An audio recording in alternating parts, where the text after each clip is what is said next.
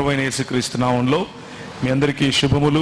ఈ సాయంకాల సమయంలో మరి ప్రభువు మీకు తోడుగా ఉండి వాక్యంలో నుంచి కొన్ని విషయాలు నేను నేర్చుకుంటూ మీతో పంచుకోవటానికి నాకు ఇచ్చిన అవకాశము బట్టి ప్రభువుకు స్తోత్రం. అలాగే వేదిక మీద ఉన్నటువంటి పెద్దలు, నాకంటే ముందు వాక్య పరిచయం చేసినటువంటి మా ప్రియ సహోదరులు వారందరికీ కూడా ప్రభువైన యేసుక్రీస్తు నామములో మరి కృతజ్ఞతలు, శుభాలు తెలియజేస్తున్నాను. కొన్ని విషయాలు దేవుని వాక్యంలో నుంచి ఇంతవరకు దైవజనులు చెప్పినట్లుగా తక్కువ సమయంలో దేవుని వాక్యాన్ని మనము నేర్చుకోవటానికి, వినటానికి ఉపయోగపడేట్లుగా కొన్ని విషయాలను మాత్రమే మీ ముందు ప్రస్తావించే ప్రయత్నం చేస్తాను.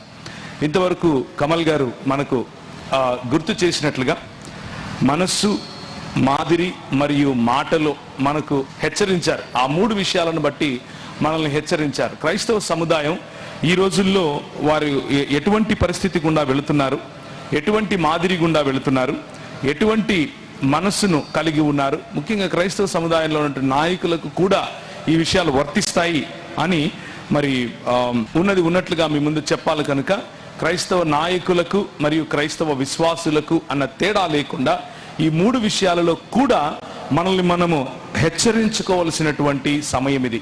దేవుని వాక్యానుసారముగా మనల్ని మనం పరీక్షించుకోవలసినటువంటి సమయం ఇది.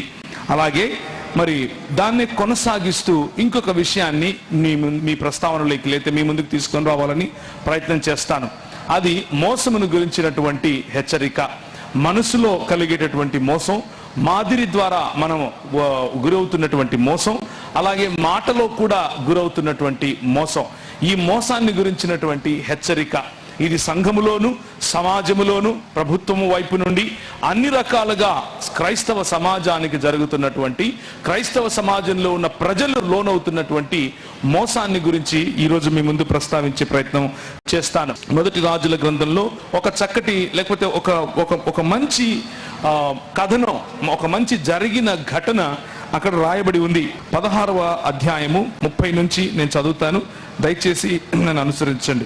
యూదా రాజైన ఆసా ఏలుబడిలో 38వ సంవత్సరమున ఒమ్రీ కుమారుడైన ఆహాబు ఇశ్రాయేలు వారికి రాజై షోమ్రోనులో ఇశ్రాయేలు వారిని 22 సంవత్సరములు ఏలెను. ఒమ్రీ కుమారుడైన ఆహాబు తన పూర్వీకులందరినీ మించునంతగా యెహోవా దృష్టికి చెడుతనము చేసెను.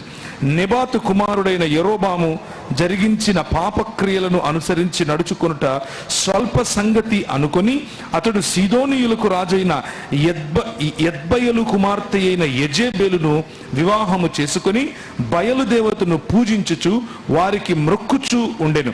షోమ్రోనులో తాను బయలునకు కట్టించిన మందిరమును, బయలునకు ఒక బలిపీఠమును కట్టించెను. మరియు ఆహాబు దేవతా స్తంభం ఒకటి, అక్కడ పైన ఒకటి ఉంది, దాని క్రింద చూస్తే హెబ్రిలో అషేరా అన్న పదం ఉంటుంది. దేవతా స్తంభం ఒకటి నిలిపెను. ఈ ప్రకారము ఆహు చేసి ఇశ్రాయేలీయుల దేవుడైన యెహోవాకు కోపము పుట్టించెను. అతని దినములలో బెతేలీయుడైన హీయేలు యెరికో పట్టణమును కట్టించెను. అతడు దాని పునాది వేయగా అభిరాము అను అతని జ్యేష్ఠపుత్రుడు చనిపోయెను.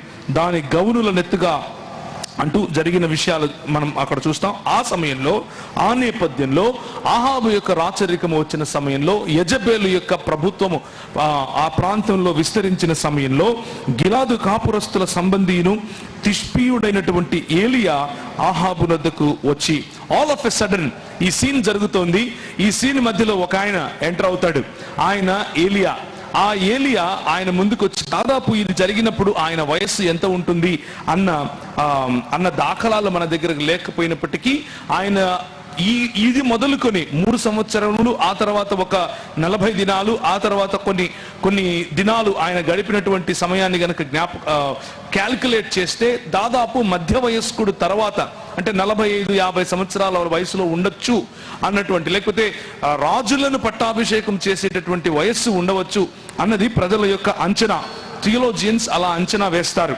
అలాంటి వయసు ఉన్నటువంటి ఒక ఏలియా అనేటటువంటి ప్రవక్త వచ్చి ఆయన అంటాడు, ఎవని సన్నిధిని నేను నిలబడి ఉన్నానో ఇశ్రాయేలు దేవుడైన ఆ యెహోవా జీవము తోడు, నా మాట ప్రకారముగాక ఈ సంవత్సరములలో మంచైనను వర్షమైనను పడదని ప్రకటించను. పిమ్మట యెహోవా వాక్కు అతనికి ప్రత్యక్షమై, నీవు ఇచ్చటి నుండి తూర్పు వైపునకు పోయి యోర్దానుకు ఎదురుగా కెరీతు వాగు దగ్గర దాగియుండుము. ఆ వాగు నీరు నీవు త్రాగుదువు. అచ్చట నీకు ఆహారము తెచ్చినట్లు నేను కాకోలములకు ఆజ్ఞాపించి తినని అతనికి తెలియజేయగా, అలాగే ఉదయము సాయంత్రము ఆయనకు అవసరమైనటువంటి భోజన పానీయాలను కాకోలములు తీసుకుని రావటం మనం చూస్తాం. ఏలియా సంఘమునకు, సంఘ నాయకునికి ప్రతీకగా ఉంటే, ఆహాబు మరియు యెజబేలు సంఘానికి పట్టినటువంటి మోసపూరితమైన చెరగా మనం ఈరోజు సాయంకాలము చూసి గమనించి నేర్చుకునే అవకాశం ఉంది. చరిత్రలో జరిగినటువంటి ఘటనలను చూసి ఆ ఘటనల్లో నుంచి గనక మనం నేర్చుకోకపోతే మనం చరిత్రలో మిగలకుండా పోతాం. ఈ విషయాన్ని జ్ఞాపకం చేసుకోండి. రాజుల గ్రంథము, దినవృత్తాంతముల గ్రంథము, సమూయేలు గ్రంథము అన్నవి చరిత్రకు సంబంధించినటువంటి విషయాలు.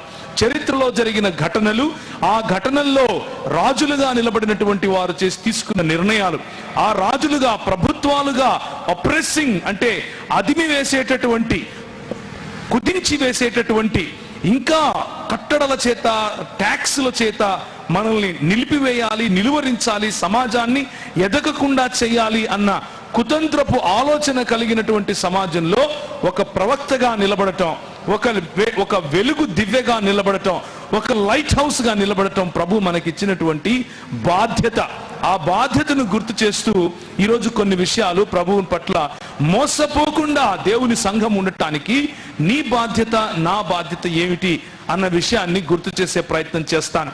మనము చాలాసార్లు దేవుని వాక్యమును చూసినప్పుడు, దేవుని వాక్యము పట్ల మనం చాలా గొప్ప గొప్ప ఆలోచనలు కలిగి ఉన్నప్పుడు కేవలము దేవుని వాక్యాన్ని పొట్టకూటి కోసము అమ్ముకునేటటువంటి రోజుల్లో మనం బ్రతికి ఉన్నాం అని గుర్తు చేసుకోండి. కొన్ని దినాల క్రితము నేను మీ ఊరి గురించే మాట్లాడుతున్నాను. మీకు ఇష్టం లేకపోతే చెవులు మూసుకోండి, కానీ ఇది సత్యము, చెప్పి తీరుతాను. కొన్ని దినాల క్రితం యూట్యూబ్లో ఒక వీడియో చూశాను. అందులో కొంతమంది పాస్టర్ గారులు, నేను ఎంతగానో గౌరవించే, నాకు తెలిసినటువంటి వారు కూడా ఆ గుంపులో ఉన్నారు. దీన్ని ఏమంటారు, పాలకొల్లు ఈ ప్రాంతంలో ఉన్నటువంటి పాస్టర్ గారులు, దైవజనులు ముందుకొచ్చి అందులో ఒక ఆయన ఈ విధంగా మాట్లాడుతున్నాడు.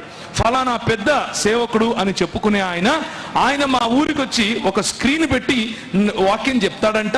ఆయన వాక్యం చెప్పడం కారణంగా మా పొట్టలు కొడతాడా అని అడుగుతున్నాడు. మా కడుపులు కొట్టడానికి ఆయన మా ఊర్లోకి వచ్చి డిజిటల్ స్క్రీన్ మీద దేవుని వాక్యం ప్రకటిస్తాడంట. ఇందుకు నేను ఆయన్ను వ్యతిరేకిస్తున్నాను, ఆయనకు విరోధంగా నేను నా నిరసనను ప్రకటన చేస్తున్నాను అని చెప్పి ఒక 5-6 మంది, ఒక 10 మంది ఇచ్చిన ఇంటర్వ్యూలో, ఇచ్చినటువంటి ఇంటర్వ్యూలో ఆ ఇద్దరు ఇదే మాట చెప్పారు, మా కడుపులు కొడుతున్నారు. ఏం చెప్పాలనుకుంటున్నాం మనము సంఘ నాయకులముగా? సమాజానికి ఏం చెప్పాలనుకుంటున్నాం?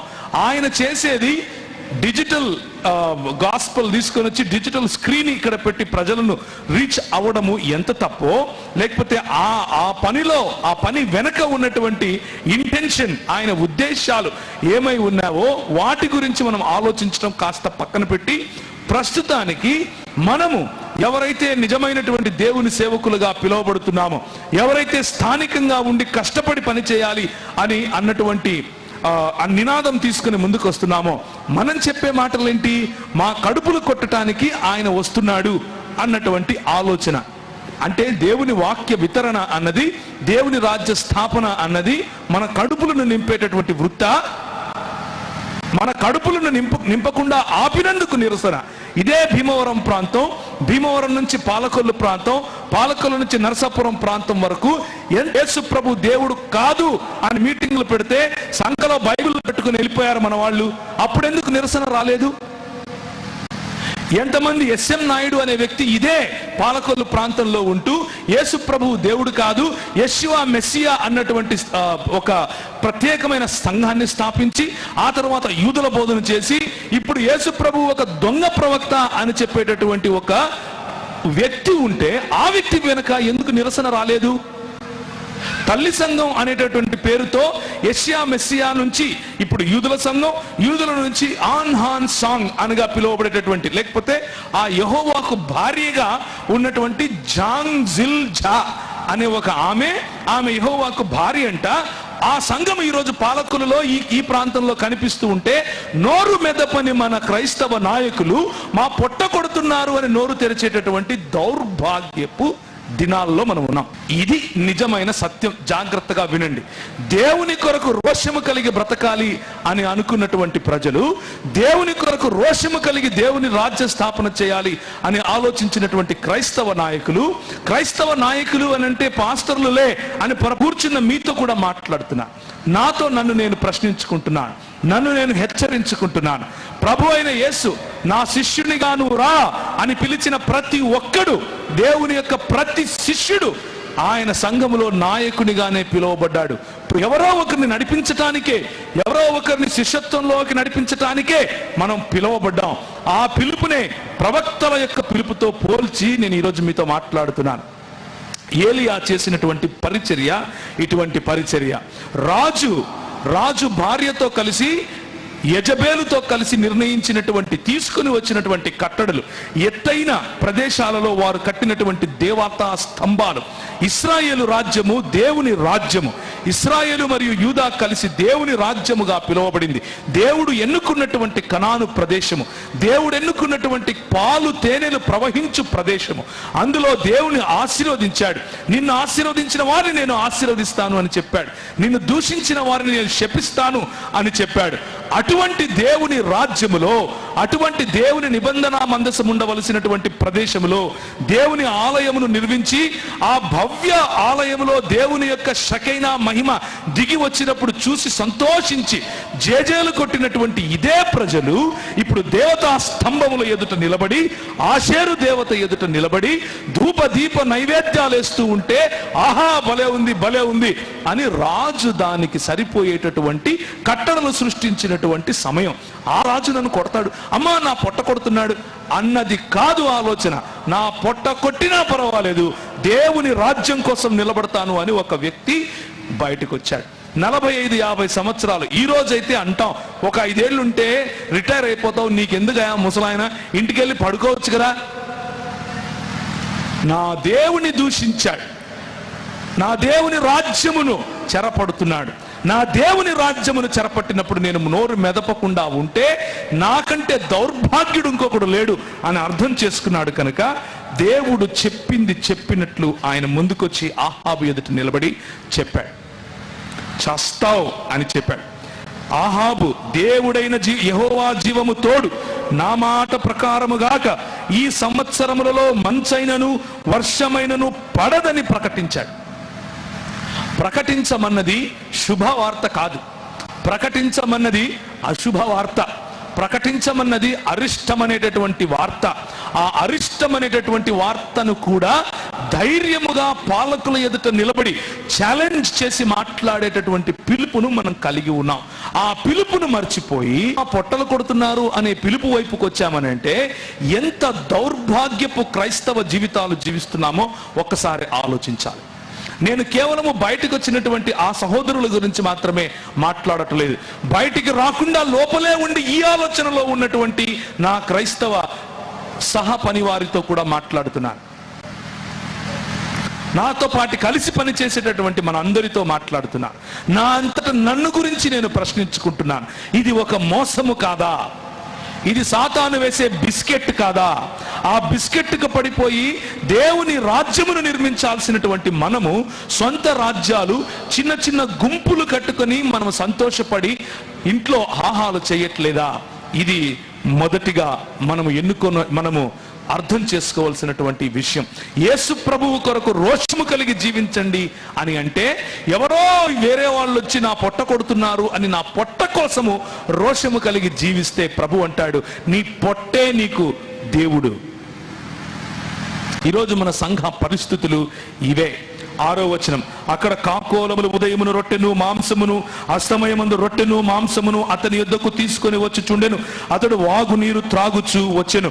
మనము గనక దేవుడిచ్చిన పిలుపును నిజంగా అర్థం చేసుకొని యేసు ప్రభువు కొరకు మనము రోషము కలిగి గనక బ్రతికితే, ఏ కాకోలములైతే చచ్చిపోయిన పురుగును కూడా వదలవో అలాంటి కాకోలములు ఫ్రెష్ గా బిర్యానీ తీసుకొచ్చిస్తాయి. ఇది దేవుడు చేసేటటువంటి ఆయన కార్యములు ఇలా ఉంటాయి.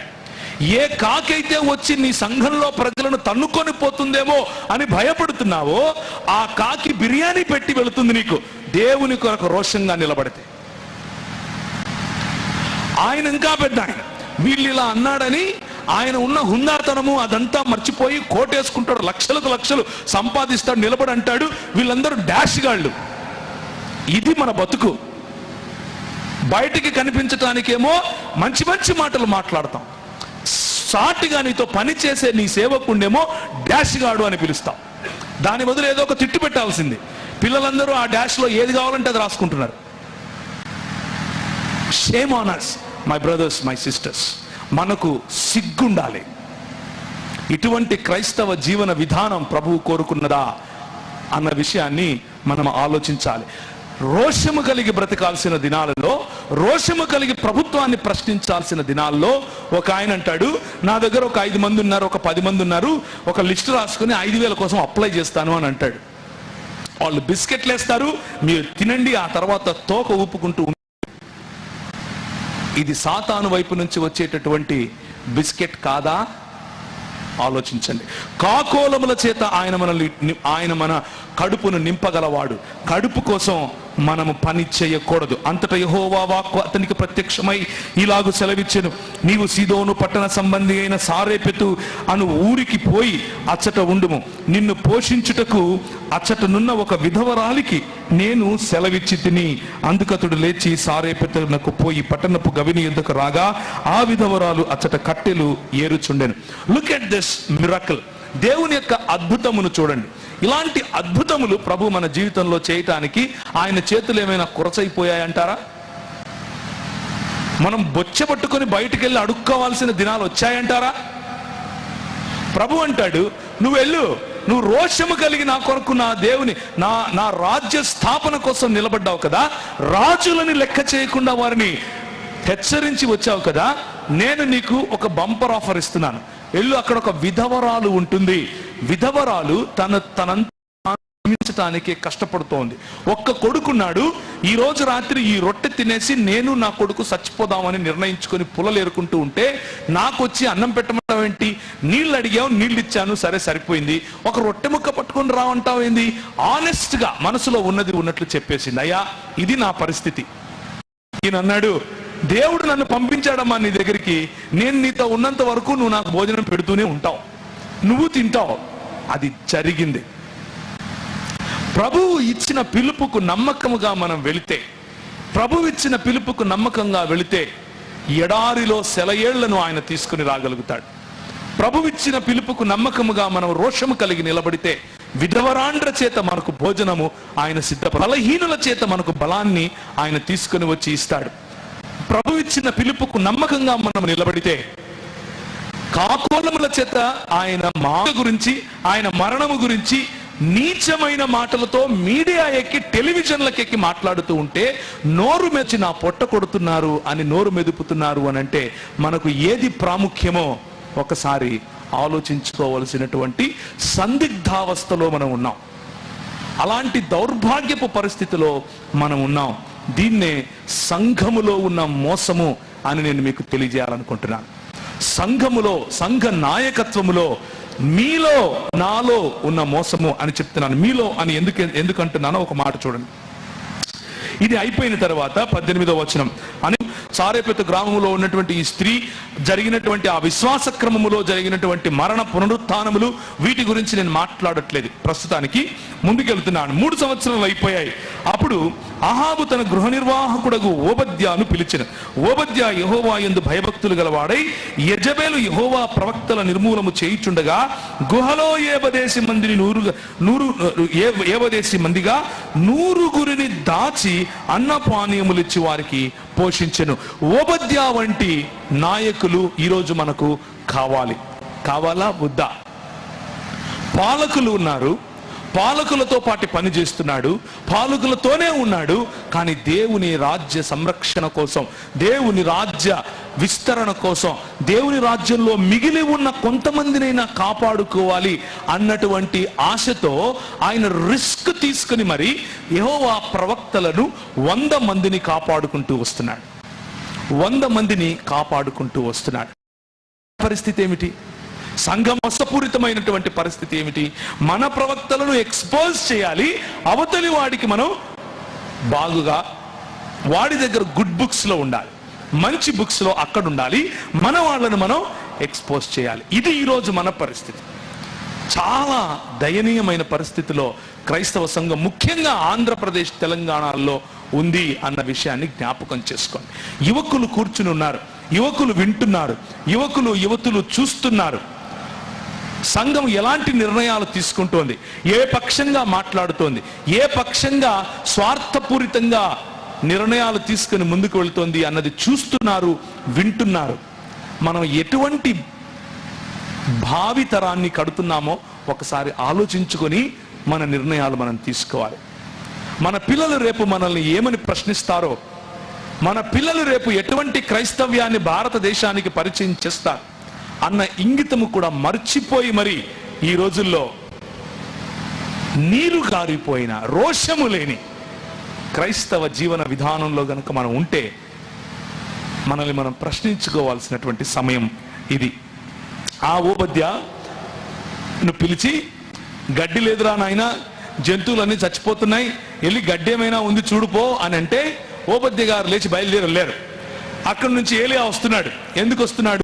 సరే వెళ్తాను అని బయలుదేరి వెళ్ళి చెప్తూ ఉంటే మధ్యలో కలిసి నా ఏలిన వాడవైన ఏలియావు నీవే కదా అని అడగగా అతడు నేనే అని చెబితే, నీ ఏలిన వాడి దగ్గరకు పోయి ఏలియా ఇచ్చట ఉన్నాడని తెలియజేయము అని చెప్పినందుకు ఓబద్య, ఇది బాగుంది, నేను సావాలని చెప్తున్నావా ఇలాంటి పనులు? నేనేమో ఆయన నుంచి కాపాడుకోవటానికి ఆయన భార్య అందరినీ చంపేస్తూ ఉంటే ఒక గుహలో 50 మందిని, ఇంకో గుహలో 50 మందిని, 50 మంది వేసి చొప్పున 100 మందిని నేను కాపాడుకుంటూ ఉంటే ఇప్పుడు నేను వెళ్ళి ఏలియా ఉన్నాడని చెప్పాలా? అంటే నన్ను చంపాలని నువ్వు ప్లాన్ వేసావా? ఏమయ్యా ఇలా చేస్తున్నావు? దారిలో కనిపిస్తే నమస్కారం పెడితే నువ్వేమో నాకు ఇంత పనిచ్చావేంటి అని అంటే ఆయన అంటాడు, అయితే నేను నీ యుద్ధ నుండి పోవు క్షణమందే యెహోవా ఆత్మ నాకు తెలియని స్థలమునకు నిన్ను కొనిపోవును. అప్పుడు నేను పోయి ఆహాబునకు వర్తమానము తెలియజేసి తరువాత నీవు అతనికి కనబడిన యెడల అతడు నన్ను చంపివేయును.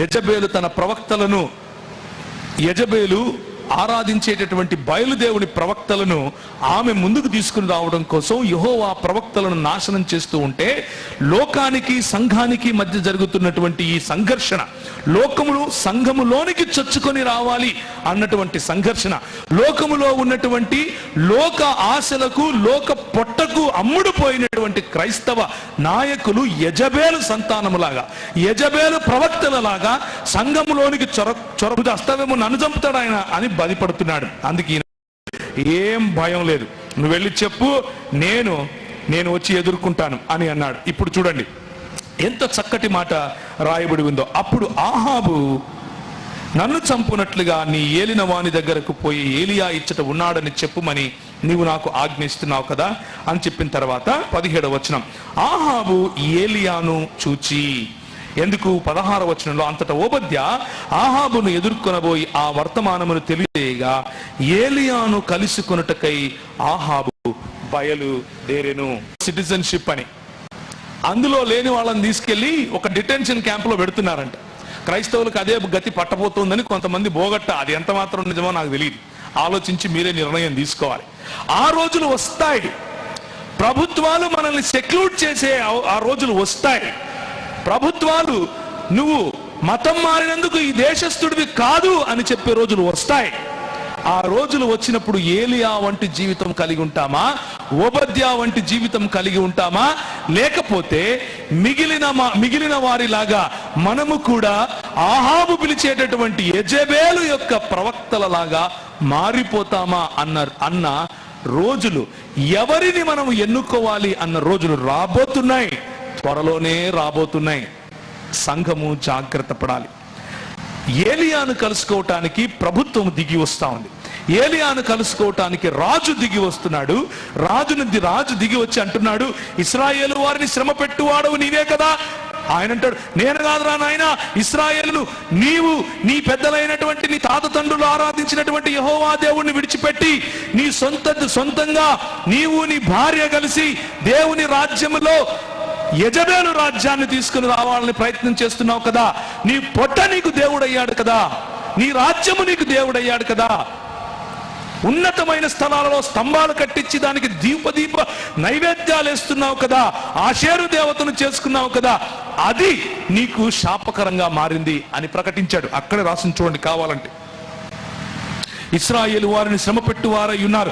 అయితే ఎందుకు శ్రమ పెట్టువాడు నీవే కదా అంటే, అతడు నేను కాను, యెహోవా ఆజ్ఞలను గైకొనక బయలుదేవతను అనుసరించు నీవును నీ తండ్రి ఇంటి వారును ఇశ్రాయేలు వారిని శ్రమ పెట్టువారై ఉన్నారు. ప్రియమైనటువంటి దేవుని సంఘమా, ఈ విషయాన్ని జ్ఞాపకం చేసుకోండి. సంఘములో ఉన్నటువంటి మోసము మన నాయకులు తీసుకునే నిర్ణయాల కారణంగా జరుగుతుంది. మన నాయకులు తీసుకునే నిర్ణయాలు, మన నాయకులు వెళ్ళే పోకడలు, రోషము లేని చేవ చచ్చిపోయినటువంటి పోకడలు. యేసు ప్రభువును నిందిస్తే పర్వాలేదు, ఆయన తల్లిని నిందిస్తే పర్వాలేదు, క్రైస్తవ సంఘాన్ని నిర్వీర్యం చేసే నిర్ణయాలు తీసుకుంటే పర్వాలేదు, కానీ వేరే ఆయన వచ్చి సంఘం పెడితే నా పొట్ట కొడుతున్నాడు అని బయటకు వస్తున్నాం చూసారా? అటువంటి ఆలోచన పద్ధతి, అటువంటి దృక్పథం మనల్ని ఈ సమాజములో ఉండకుండా, మనం ఒక సంఘటితమైనటువంటి సంఘంగా ఉండకుండా చీల్చి పారేయటానికి యెజబెలు ఆలోచన కలిగిన వారు పన్నుతున్నటువంటి పన్నాగం. దానికి బలి అవ్వకుండా ఉండటమే మొట్టమొదటిగా మనం చేయాల్సింది. అప్పుడు ఏలియా రోషము కలిగి సంఘములో ఉన్నటువంటి 18వ వచనం, ఏలియా జనులందరి దగ్గరకు వచ్చి, ఎన్నాళ్ల మట్టుకు మీరు 2 తలంపుల మధ్య తడబడుచుందరు? యెహోవా దేవుడైతే ఆయనను అనుసరించుడి, బయలు దేవుడైతే వానిని అనుసరించుడి. It's a simple question my brothers, my sisters. ఎన్ని నాళ్ళని 2 పడవల మీద కాళ్ళు పెడతారు? 10 ఏళ్ళు అయిపోయింది, 20 ఏళ్ళు అయిపోయింది, 30 ఏళ్ళు అయిపోయింది, 50 ఏళ్ళు అయిపోయింది. ఇప్పటికీ ఇంకా అదే కులంలోనే నేను ఉంటాను అని అంటారు. ఇప్పటికీ అదే సామాజిక వర్గంలోనే నేను నా ఐడెంటిటీ అని అంటారు. పెళ్లి చేసుకునే దగ్గర కులం కనిపిస్తుంది. ఏ సంఘానికి వెళ్తున్నావో కులం చెప్పి వెళ్తావు. ఇంకా ఎన్ని నాళ్ళని ఇలా ఉంటారు అని దేవుని వాక్యం చాలా స్పష్టంగా పిలుస్తోంది. అయితే అటుండండి, లేకపోతే ఇటుండండి. ఒక రోజు రాబోతోంది, ఈ రానున్న 4-5 సంవత్సరాల్లోనే బహుశా జరగచ్చు. నువ్వు ఉంటే ఇటుండు, లేకపోతే అటుండు అని దేవుని వాక్యం చెప్తే నీకు వినబడటం లేదు కదా. పాలకులు చెప్తారు, పాలకుల చేత ప్రభు చెప్పిస్తాడు. పాలకుల చేత ప్రభు చెప్పించినప్పుడు ఓరి గగ్గోలు పెడుదురు గాని అప్పుడు తెలుస్తుంది నిజమైనటువంటి క్రైస్తవుడు ఎవరు, నిజమైనటువంటి క్రైస్తవుడు ఎవరు కాదు అని. ప్రియమైనటువంటి సంఘమా, ఏలియాను పోలి మనం జీవించాలి. ఏలియాను పోలి అయితే ఇటు, లేకపోతే అటు, తాడో పేడో తేర్చుకోండి అని అంటే, ఈరోజు సంఘంలో మనం ఎలాంటి రెస్పాన్స్, ఎలాంటి ప్రత్యుత్తరం, ఎలాంటి స్పందననైతే ఇస్తున్నామో చాలా ఆశ్చర్యం కలిగేట్లుగా ఆ రోజు కూడా అదే స్పందన. చూడండి 21వ వచనంలో, బయలు దేవుడైతే వానిని అనుసరించుడని ప్రకటన చేయగా జనులు అతనికి ప్రత్యుత్తరముగా ఒక్క మాటైనను పలుకకపోయారు. అంత మనలాగానే ఉన్నారు కదా వీళ్ళు, ఒక్క మాట కూడా పలకటం లేదు, సైలెన్స్. ఏంటినా కొన్ని 100 సంవత్సరాలుగా మేము ఇట్లే ఉన్నాం కదా, అది ఓకే ఇది ఓకే అంటున్నాం కదా, ఈయన వచ్చి ఇప్పుడు ఇటన్నా అటన్నా అంటాడేంటి? ఒక్క మాట కూడా పలకలేదు. దేవుని వాక్యముతో హెచ్చరిస్తే మనకు స్పందన రాదు. ఇది సంఘములో నాయకుల వైపు నుంచి కాదు, సంఘ సభ్యుల వైపు ఉన్నటువంటి మోసం గురించి మాట్లాడుతున్నారు. సంఘ సభ్యుల్లో ఉన్నటువంటి మోసపూరిత ఆలోచన విధానం గురించి మాట్లాడుతున్నారు. ఒక్క ప్రత్యుత్తరం రాదు. దేవుని వాక్యము చేత హెచ్చరిస్తే అటన్నా ఉండు ఇటన్నా ఉండు అని అంటే అర్థం కాక ఏమి మాట్లాడక నిర్ణయించుకోలేని పరిస్థితి. కానీ అది అయిపోయిన తర్వాత ఏలియా అంటాడు, సరే నేను ఒక అద్భుతం చేస్తాను అని చెప్పి ఈ బలిపీఠాన్ని కట్టించి దాని మీద ఎద్దును తునకలుగా చేసి పెట్టేటటువంటి అద్భుతం గురించి మాట్లాడినప్పుడు వీళ్ళు అంటారు 24వ వచనం, తరువాత మీరు మీ దేవతల పేరు పెట్టిన ప్రార్థన చేయుడి, నేనైతే యెహోవా నామమును బట్టి ప్రార్థన చేయుదును. ఏ దేవుడు కట్టెలను తగలబెట్టుట చేత ప్రత్యుత్తరం ఇచ్చునో ఆయనే దేవుడని నిశ్చయించుదము రండని ఏలియా మరలా జనులతో చెప్పగా ఏమన్నారు జనులందరూ? ఆ మాట మంచిదని ప్రత్యుత్తరం ఇచ్చారు. ఇది మనకు కావాలి. మనకి ఏం కావాలి అని అంటే ఎంటర్టైన్మెంట్ కావాలి, యాక్టివిటీ కావాలి. దేవుని వాక్యంతో హెచ్చరిక వస్తే స్పందించాం, కానీ నేను అద్భుతం చేస్తాను అని అంటే స్పందించేస్తాను. అబ్బా ఇది భలే ఉంది, భలే ఉంది, తాళీ బజావ్ అనగానే అందరూ ఓకే ఓకే అంటున్నారు. ఇది క్రైస్తవ సంఘానికి పట్టినటువంటి, పాత రోజులలో ఉన్నటువంటి ఇదే చెదలు ఈ రోజుకు పట్టి ఉంది. మనం మాత్రం అర్థం చేసుకోలేకపోతున్నాం. పేతురు అంటాడు, అయ్యా నేను ఆ కొండ మీద ఉన్నానయ్యా, యేసు ప్రభుతో కలిసి తిరిగాను, యేసు ప్రభుని తాకాను, ఆయన దగ్గరికి ఏ ఏలియా అయితే ఈ కొండ మీద నిలబడి నువ్వు అటుంటావా ఇటుంటావా అని ప్రశ్నిస్తున్నాడో ఆ ఏలియా దిగొచ్చాడు. అది చూసి నేను చెవులార విన్నాను, పైనుంచి ప్రభు తండ్రి అయినటువంటి దేవుడు మాట్లాడుతున్నాడు, ఈయన నా ప్రియకుమారుడు, ఈయన మాట వినుము అని చెప్తూ ఉంటే నేను విన్నాను. అదంతా విన్నాను, కానీ అంతకంటే స్థిరమైన ప్రవచన వాక్యము మన చేతిలో ఉంది అని మొదటి పేతురు గ్రంథంలో చాలా కుండ బద్దలు కొట్టినట్టు చెప్తున్నాడు. ఈ అనుభవాలు కాదురా నాయన, నీ చేతిలో ఉన్నటువంటి వాక్యములో ఉన్న హెచ్చరిక అర్థం చేసుకోరా నాయన విశ్వాసులం. కానీ చేవ చచ్చిన రోషము లేని విశ్వాసులమని చెప్పుకునే జీవితం. ఇదంతా అయిపోయినాక వీడిని ఎవడరా పిలిచింది అని వీళ్ళని పిలవండి, అయినా పర్వాలేదు చెప్పనివ్వండి.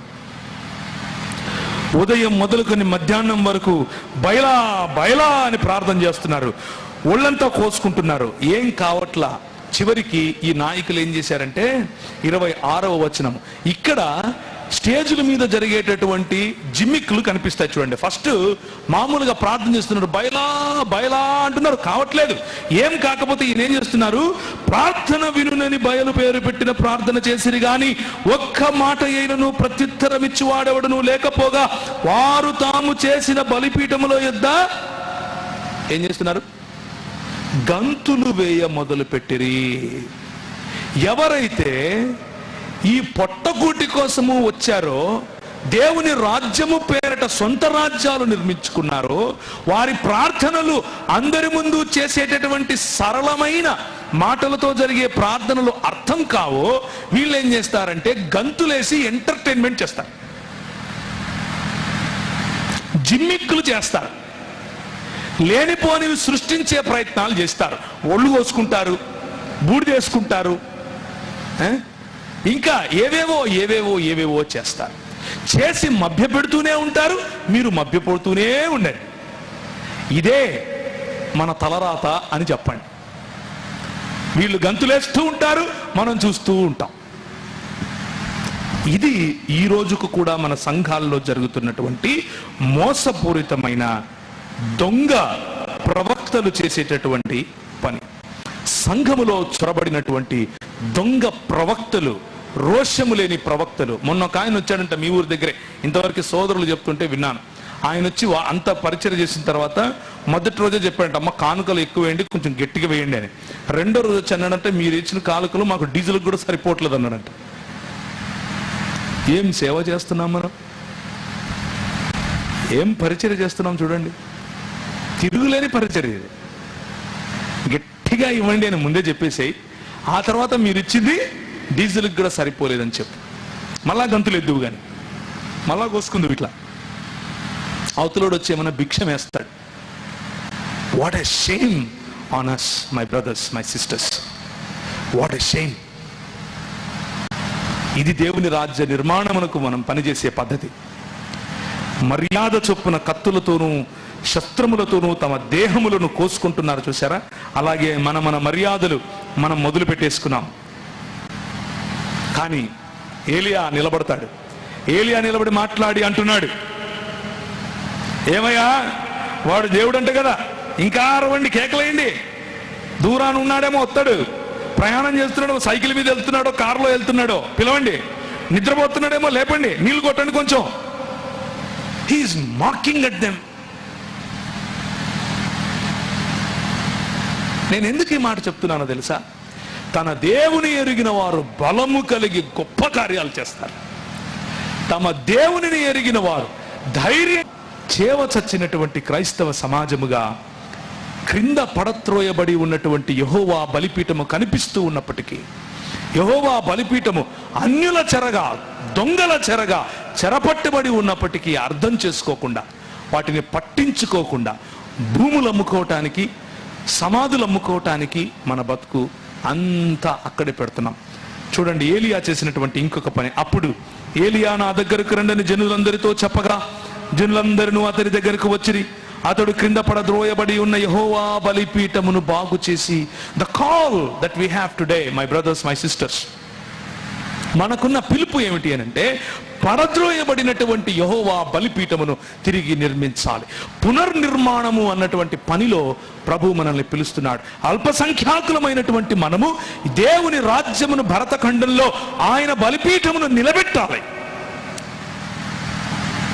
కులం అనే దాని వెనక దాచుకోవటం మన పని కాదు, దోచుకోవటం మన పని కాదు. మోసం అన్నది జరుగుతూ ఉన్నప్పుడు సంఘాల్లో లేచి నిలబడి మాట్లాడగలగాలి. లేచి నిలబడి పోయి ఇంకా నిలబోయి 3 సార్లు పోయి తొట్లు నిండిపోవాలి, పొర్లిపోవాలా. అయినా కానీ ప్రార్థన చేస్తే మండుతుంది. ఎందుకు అనంటే the passion that God gives you in your heart, నీ హృదయంలో దేవుడిచ్చినటువంటి ఆ కసి, దేవుని రాజ్య స్థాపన పట్ల ఆయన నామమునకు మహిమ కలగాలి, ఆయన నీ నామము పరిశుద్ధపరచబడును గాక అన్నటువంటి ప్రార్థన నువ్వు చాలా మంది ముస్లింలతో మేము మాట్లాడాము. ఇంగ్లీష్ హిందీ భాషల్లో చేశాం. తెలుగు భాషలో ఇలా జరుగుతోందని నాకు తెలియదు ఆ రోజుల్లో. ఇదే భీమవరంలో నుంచి ఒక ఆయన పేరు చెప్తే మీరు కనుక్కోవచ్చు కూడా, ఆయన టీవీలో కూడా నేను ఆయనతో డిబేట్ చేశాను.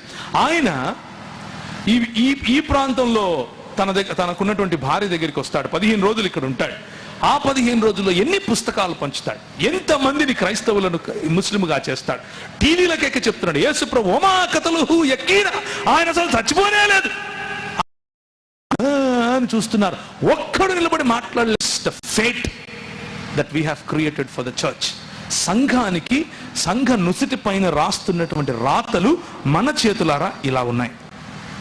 కానీ ఏలియా అటువంటి జీవితాన్ని కలిగి లేడు. చివరిగా మొదటిగా నాయకుల వైపు నుంచి వస్తున్న మోసం, రెండవదిగా సంఘస్థులు చేస్తున్న మోసం నేను మీకు వివరించాను. మూడవదిగా నా సమయం అయిపోయింది, 5 నిమిషాల్లో ముగిస్తాను. ప్రభుత్వాలు చేస్తున్నటువంటి మోసం. ఆ ప్రభుత్వము చేస్తున్నటువంటి మోసం ఏమిటి అనంటే, చూశాడు యెహోవా అగ్ని దిగి వచ్చింది. 38వ వచనం, దహనబలి పశువును, కట్టెలను, రాళ్లను, బుగ్గిని దహించి కందకమందున నీళ్లను ఆరిపోచేస్తే యెహోవాయే దేవుడు, యెహోవాయే దేవుడు అని జనులందరూ కేకలు వేయటం మొదలు పెట్టారు. ఒక్క నాయకుడు నిలబడి, ఒక్క నాయకుడు కనుక రోషము కలిగి ప్రభువు కోసం పనిచేస్తే సంఘములో వచ్చే స్ఫూర్తి ఇలా ఉంటుంది. రాజు అక్కడ నిలబడుకుని ఉన్నాడు. రాజు ఎదుటనే వాళ్ళు నిర్ణయం చేసుకున్నారు, ఇటుపక్కుంటారా అటుపక్కుంటారా అని. అంటే యెహోవాయే దేవుడు, యెహోవాయే దేవుడు అని నిర్ణయించుకుని కేకలు వేశారు. ఆ తరువాత నువ్వు వెళ్ళి భోజనం చేయిపో, వర్షం పడుతుంది అని చెప్పి పంపించేశాడు. విశ్వాసముతో ప్రార్థన చేశాడు, వర్షము పడింది. 19వ అధ్యాయంలో యెజబేలు ఒక దూత చేత ఏలియాకు ఈ వర్తమానమును పంపించెను, రేపు ఈ వేళకు నీ ప్రాణమును వారిలో ఒక ప్రాణమును వలె చెయ్యని ఎడల దేవుడు నాకు గొప్ప అపాయము కలుగజేయును అని ఆమె అంటోంది. యెజబేలు అన్నది ప్రభుత్వంలో ఉండి విధి విధానాలను మనకు సూచిస్తుంది. యెజబేలు అన్న పేరు ఆహాబును ఇన్ఫ్లుయెన్స్ చేసేటటువంటి భావజాలాన్ని సూచిస్తుంది. రాజుల భావజాలం. ఏంటా భావజాలం అనంటే ఏకేశ్వరవాదాన్ని నశింప చేయాలి. ఏంటా భావజాలం అనంటే సత్యదేవుడిని కనిపించకుండా చేయాలి, సత్యదేవుని యొక్క ప్రవక్తలను నిలువరింప చేయాలి, సత్యదేవుని యొక్క ప్రవక్తలను నాశనము చేయాలి. యెజబేలు యొక్క ఆలోచన విధానము ఏమిటి అనంటే బయలుదేవత యొక్క ప్రవక్తలను నిలబెట్టాలి. బయలుదేవత దేనికి సాదృశ్యం అనంటే ball is a God of homosexuality. Baal is a god of abortion. Baal is a god of divorce. Baal is a god of self-mutilation. బయలుదేవతను అనుసరించే వాళ్ళు ఏం చేస్తూ ఉంటారు అని అంటే వాళ్ళ సొంత అంగాలు కోసుకొని ఇస్తూ ఉంటారు. చేతులు కోసుకోవడం, తలలు కోసుకోవటం, బలులు అర్పించడం, పిల్లలను బలు అర్పించడం, అబార్షన్లు, హోమోసెక్షువాలిటీ, ధనం, వీటన్నిటి పట్ల వీటన్నిటికీ కూడా ఆ యెజబేలు లేకపోతే బయలు అన్నది దేవుడు. యేసుక్రీస్తు ప్రభువు మనకిచ్చేటటువంటి పిలుపు ఏమిటి అనంటే బీ లైక్ ఎలైజా. దేవుని యొక్క ప్రవక్త అయినటువంటి ఏలియాలా ఉండి ఈ యెజబేలు మీద ఉన్నటువంటి ముసుగును తీసివేయాలి. యెజబెలు మీద ఉన్నటువంటి ముసుగును తీసివేయటంలో మనకు హాని జరిగే అవకాశము కూడా ఉంది. హాని జరిగే, ఇబ్బందులు జరిగేటటువంటి రోజులు కూడా రావచ్చు. కానీ ప్రభు అంటాడు, ప్రకటన గ్రంథం 2వ అధ్యాయం, ముగిస్తున్నాను. ప్రకటన గ్రంథం 2వ అధ్యాయం 20వ వచనం ఒకసారి చూస్తారా? సంఘముతో మాట్లాడుతూ ఆయన అంటాడు, ప్రకటన గ్రంథం 2వ అధ్యాయం 20వ వచనంలో, ఆయనను నీ మీద తప్పు ఒకటి నేను మోపవలసి ఉన్నది, ఏమనగా తాను ప్రవక్త్రినని చెప్పుకొనుచున్న యెజబెలను స్త్రీని నీవు ఉండనిచ్చుచున్నావు. జారత్వము చేయుటకు, విగ్రహములకు బలి ఇచ్చిన వాటిని తినుటకును అది నా దాసులకు బోధించుచు వారిని మోసపరచుచున్నది. ఈ మోసము సంఘములో ప్రభుత్వము రూపములో వచ్చింది, చేసేటటువంటి నిర్ణయాల రూపములో వచ్చింది. ఏ భావజాలాన్నైతే మన మధ్యలో ఇది అంగీకరించాల్సిందే అని చెబుతోందో ఆ భావజాలం రూపంలో వస్తోంది. చాలా ప్రభుత్వాలు క్రైస్తవ సంఘాలను ఈ యెజబెలుల వలె అణిచివేసే ప్రయత్నం చేశారు. ఈరోజు భారతదేశంలో కూడా అదే జరగబోతోంది. కానీ ప్రియమైనటువంటి క్రైస్తవ సంఘమా, ఒక్క నాయకుడు ఏలియా వంటి వాడు పరిగెట్టి వెళ్ళిపోయాడు. చచ్చిపోతాన్రా నాయన అని వెళ్ళిపోయాడు. దేవునితో మాట్లాడుతున్నాడు. ఏమని మాట్లాడుతున్నాడంటే, ఆమె నన్ను చంపేస్తుందంట. యెహోవా వాక్కు అతనికి ప్రత్యక్షమై, ఏలియా ఇచ్చట నీవేమి చేయుచున్నావని అతన్ని అడగగా, అతడు ఇశ్రాయేలు వారు నీ నిబంధనను త్రోసివేసి నీ బలిపీఠములను పడగొట్టి నీ ప్రవక్తలను ఖడ్గము చేత హతము చేశారు. సైన్యములకు అధిపతి యెహోవా కొరకు మహారోషము గలవాడనై నేను ఒక్కని మాత్రమే ఉన్నాను. సంఘములో చాలా మంది నాయకులు ఇదే అనుభవం గుండా వెళుతున్నారు. Lord, what is going on? అంత ఏంటి ప్రభువా ఇలా జరుగుతోంది? నేను ఒక్కడే ఉండిపోయానా? రోషము కలిగిన వాళ్ళు ఇంకెవరూ లేరా? Let me encourage you my brother, my sister. నువ్వు ఒక్కడివి వేల మందితో సమానం. ప్రభు అంటాడు, నువ్వు ఒక్కడివి కాదు నాయన, నేను వేల మంది నాకు ఇంకా మిగిలిన్నారు. 7,000 మంది. 18వ వచనం, మహారోషము గలవాడనే నేనున్నాను. ఆ తర్వాత ప్రభు అంటాడు, ఒక పర్వతం మీదికి వెళ్ళి 11వ వచనంలో, యెహోవా ఏమైంది? ఆ వైపునకు సంచరింపగా బలమైన పెనుగాలి, భయంకరమగు పర్వతములు బద్దలైపోయాయి, శిలలు చిన్నాభిన్నములు అవుతున్నాయి. కానీ యెహోవా ఆ గాలి దెబ్బ యందు ప్రత్యక్షము కాలేదు. భూకంపం వచ్చింది. ఆ తర్వాత భూకంపం అంతా వస్తే యెహోవా ఆ భూకంపములో ప్రత్యక్షం కాలేదు. ఆ భూకంపమైన తర్వాత మెరుపు పుట్టింది, కానీ ఆ మెరుపునందు యెహోవా ప్రత్యక్షము కాలేదు. ఇప్పుడు యెహోవా ఎక్కడ ప్రత్యక్షమయ్యాడో చెప్పాలి, కానీ వాక్యం ఇక్కడ కాలేదు అంటాడేంటి? అంటే మహా అద్భుతములు గడగడగడగడగలాడిపోవాలి. నేను ప్రార్థన చేస్తే అంతా దాని ఏమంటారు, వణికిపోవాలి. వాటిల్లో కాదు దేవుని ప్రత్యక్షత. ఏం చేస్తున్నా అలాంటి పరిస్థితుల్లో, భయంకరమైన ఒంటరితనం అనేటువంటి పరిస్థితిలో, చుట్టూ చూస్తున్న గలిబిలిలో ప్రభు ఎలా ప్రత్యక్షమవుతున్నాడు చూడండి. మెరుపు ఆగిపోగా మిక్కిలి నిమ్మళముగా మాట్లాడు ఒక స్వరము వినబడెను. నీ మనస్సును మోసపరచుకోకుండా ఉంటే మిక్కిలి నిమ్మళముగా మాట్లాడు ఒక స్వరం నీకు వినబడుతుంది. ప్రియులారా, నీ ప్రవర్తనను మోసపుచ్చుకోకుండా హెచ్చరించిన మాటలను మనసులోకి తీసుకుంటే మిక్కిలి నిమ్మలముగా మాట్లాడు ఒక స్వరము మీకు వినబడుతుంది. దేవుని మాటను, ఆ మాటను, హెచ్చరికను అర్థం చేసుకుని సంఘములో మీకున్న బాధ్యతను నిర్వహించే ప్రయత్నం చేస్తే మిక్కిలి నిమ్మలముగా మాట్లాడు ఒక స్వరము మనకు వినబడుతుంది. ఇంకా రోషము లేకుండా సంఘములో జరుగుతున్న మోసం, సంఘ ప్రజలు చేస్తున్నటువంటి మోసం, లేకపోతే కావాలని మోసపోయేటటువంటి పని, ప్రభుత్వములు చేస్తున్నటువంటి మోసం, వీటిని అర్థం చేసుకుని దేవుని కొరకు ఏలియాల వలె నిలబడకపోతే, ఈ భావజాలం, ఏ భావజాలం అయితే నిన్ను కులం పేరిట విభజించే ప్రయత్నం చేస్తోందో, కొన్ని వేల సంవత్సరాలుగా విభజిస్తూనే వస్తుందో, ఏ భావజాలం అయితే ఢిల్లీ గద్దె మీద కూర్చుని పెత్తనం చేయటానికి రాష్ట్రాలను నిర్వీర్యం చేసే ప్రయత్నం చేస్తోందో, ఏ భావజాలం అయితే మీరు క్రైస్తవులైతే ఈ దేశానికి చెందిన వారు కాదు అన్నటువంటి ఒక అభద్రతాభావాన్ని సృష్టిస్తుందో, ఏ భావజాలం అయితే దళిత బలహీన బడుగు వర్గాలకు రావలసినటువంటి హక్కులను హరించే విధంగా ఈ మన దేశ రాజ్యాంగాన్ని మార్చే ప్రయత్నం చేస్తోందో, అందరూ వింటారని అనుకుంటున్నారా? వినడం కోసమే మాట్లాడుతున్నాను. అటువంటి పరిస్థితిలో కూడా ఆ మోసాన్ని అర్థం చేసుకోకుండా అమ్ముడు పోయే స్వభావం విడిచిపెట్టి దేవుని కొరకు, దేవుని యొక్క రాజ్య స్థాపన కొరకు, రాబోయే రోజుల్లో మన పిల్లలకి ఇవ్వాల్సినటువంటి సంఘం కొరకు, మన పిల్లల చేతిలో పెట్టాల్సినటువంటి దేశము కొరకు, దేశము యొక్క సెక్యులర్ భావజాలాన్ని, దేశము యొక్క ఇది ఈ రోజులు నీవు నేను ఏలియాల వలె నిలబడవలసినటువంటి రోజులు, మోసపోకుండా జాగ్రత్త పడవలసినటువంటి రోజులు. మన మనసును, మన మాదిరిని, వాక్యమును లేకపోతే మాటను, ఆ మాటలో ఆ మనసుకు, మాదిరికి, మాటకు ఇచ్చినటువంటి హెచ్చరికను గనక మనం సరిగ్గా అర్థం చేసుకుంటే మోసము అన్నటువంటి హెచ్చరిక కూడా మనకు అర్థమవుతుంది. తలలు ఉంచుకుంటే ప్రార్థించుకుందాం. ప్రభు ఇదంతా జరిగిన తర్వాత ఏలియాకు చెబుతాడు, దయచేసి తలలు ఉంచుకోండి, ప్రభు వైపుకు చూడండి. అప్పుడు యెహోవా అతనికి ఇలాగూ సెలవిచ్చినదేమనగా, నీవు మరలి అరణ్య మార్గమున దమస్కునకు పోయి దానిలో ప్రవేశించి సిరియా దేశము మీద హజయేలునకు పట్టాభిషేకము చేయము. మై బ్రదర్స్, మై సిస్టర్స్, సహోదర సహోదరులారా, దేవుడు నిన్ను పిలిచింది పట్టాభిషేకము చేయటానికి, నాయకులను నిలబెట్టడానికి. ఏ భావజాలం అయితే దేవుని రాజ్యముతో ఏకీభవిస్తుందో ఆ భావజాలములో ఉన్న వారిని నాయకులుగా తర్బీదు చేయటానికి.